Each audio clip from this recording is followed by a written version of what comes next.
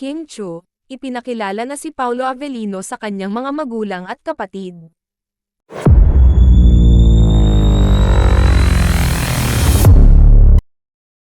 Labis na kinilig ang mga Kim Pao fans nang lumabas ang balitang ipinakilala na ng kapamilya actress TV host na si Kim Chiu sa kanyang mga magulang sa Cebu ang kanyang rumored boyfriend na si Paolo Avellino.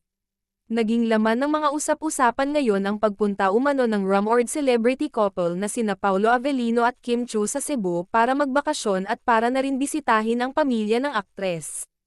Ayon sa ilang mga haka-haka na kumakalat sa social media, iniharap na ni Kim Chiu si Paolo Avellino sa kanyang mga magulang at kapatid.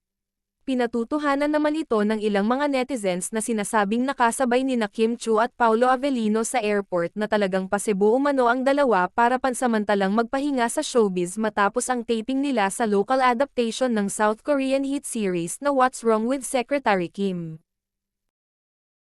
Samantala, ikinagulat naman ng ilang mga netizens ang pananahimik ni Kim Chiu sa social media sa mga lakad nila ni Paolo Avellino gayong kilala naman ng lahat ang aktres na maingay sa mga social media o personal man na buhay.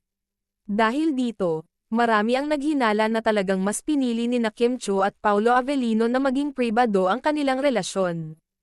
Sa kabilang banda, naniniwala pa rin ang maraming mga netizens na mas mabuting kilalanin na muna ng dalawa ng maigi ang isa't isa bago umamin sa publiko sa kanilang relasyon. Umaasa naman ngayon ang mga netizens na magkakaroon muli ng proyekto ang dalawa na pagsasamahan.